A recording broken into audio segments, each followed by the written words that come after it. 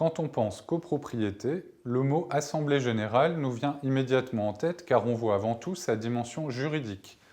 Mais la copropriété désigne aussi un groupe humain composé d'habitants qui partagent un immeuble et une vie de voisinage.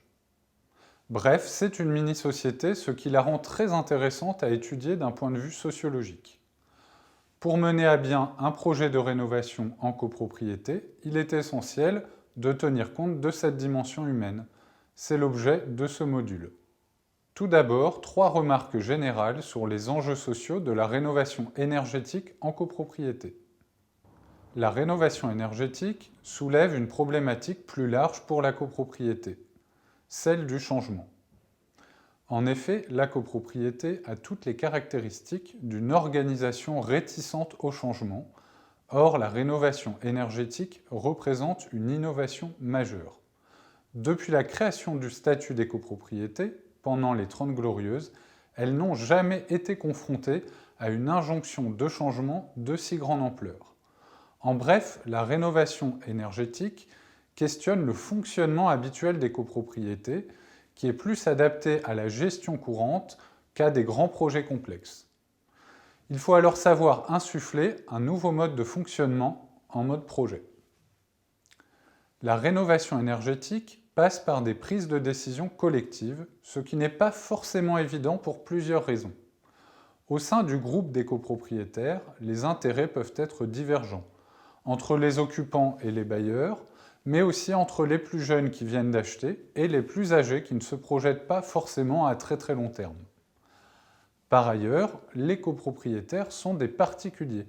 Ils n'ont a priori pas les compétences techniques et économiques d'une maîtrise d'ouvrage professionnelle. Le rôle du syndic dans la décision ne doit pas être négligé, car en tant que gestionnaire professionnel, son avis reste une référence pour bon nombre de copropriétaires. Au final, il faut embarquer tout le monde, ce qui demande une posture d'écoute et une recherche de compromis. L'ambition politique de rénovation énergétique à grande échelle se heurte à l'hétérogénéité du secteur de la copropriété. On sait que la rénovation énergétique sera plus ou moins aisée en fonction des immeubles. Actuellement, les projets émergent plus souvent dans les immeubles de grande taille en chauffage collectif. Et pourtant, la majorité des copropriétés sont dans de petits immeubles en chauffage individuel. Il reste donc encore beaucoup à faire. Un quart des Français vit en copropriété et toutes les classes sociales y sont représentées. Au sein d'un même immeuble, il y a une certaine homogénéité sociale, mais il restera toujours des inégalités en termes de ressources économiques et de capacité à s'approprier le projet.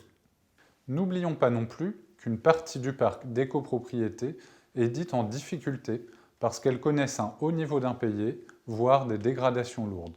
Ces immeubles doivent faire l'objet d'un traitement spécifique et la rénovation énergétique n'apparaît pas forcément comme la première de leurs priorités. Dans tous les cas, la rénovation énergétique doit faire l'objet d'une approche adaptée qui tienne compte des caractéristiques et de l'identité de l'immeuble. Les enquêtes sociologiques menées sur plusieurs dizaines de projets de rénovation énergétique en copropriété permettent de pointer plusieurs constats récurrents. On peut ainsi en déduire 3 clés pour la réussite des rénovations. Premièrement, il s'agit toujours de projets de longue durée, entre 3 et 6 ans.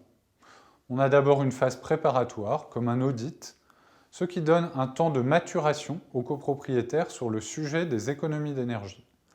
La phase de projet, dite aussi de maîtrise d'œuvre, s'avère souvent plus longue que prévu. Elle peut en effet révéler des surprises et il faut se donner le temps de faire les bons choix. Après le vote, ce n'est pas fini, car vient la phase de travaux, suivie de celle d'appropriation des nouveaux équipements. Il est donc préférable de se mettre dans la peau d'un marathonien plutôt que dans celle d'un sprinter. Les choix techniques de rénovation ne correspondent pas à un modèle uniforme. Chaque copropriété rénove en quelque sorte à sa manière. Même si le plus avantageux est de réaliser l'ensemble des travaux énergétiques en une seule fois, beaucoup de copropriétés préfèrent procéder par étapes et de façon progressive. L'important reste de s'inscrire alors dans une trajectoire de performance énergétique à long terme. Par ailleurs, une rénovation n'est jamais uniquement énergétique. Les copropriétaires vont profiter de l'occasion pour inclure des améliorations fonctionnelles, voire esthétiques. Cette approche dite patrimoniale permet de rendre la rénovation plus attractive, à condition de rester dans un budget raisonnable. Finalement, c'est à chaque copropriété de construire son projet singulier. Dans les rénovations réussies, on retrouve souvent un même état d'esprit, celui de construire un projet rassembleur. Autrement dit, un projet acceptable par le plus grand nombre, même s'il n'est pas idéal pour chacun. Il faut notamment trouver un compromis entre l'ambition énergétique qui donne accès à des subventions et les attentes ou possibilités des copropriétaires. Derrière la conception technico-économique de la rénovation se joue également un processus politique interne tout aussi important. Construire la confiance des copropriétaires dans le projet. Chaque étape du projet constitue alors une mise à l'épreuve, car elle remet en jeu la légitimité des acteurs qui le portent, professionnels comme copropriétaires. Le mot d'ordre à garder en tête est donc celui d'un projet négocié. En résumé, pour une copropriété, la rénovation énergétique est une innovation majeure.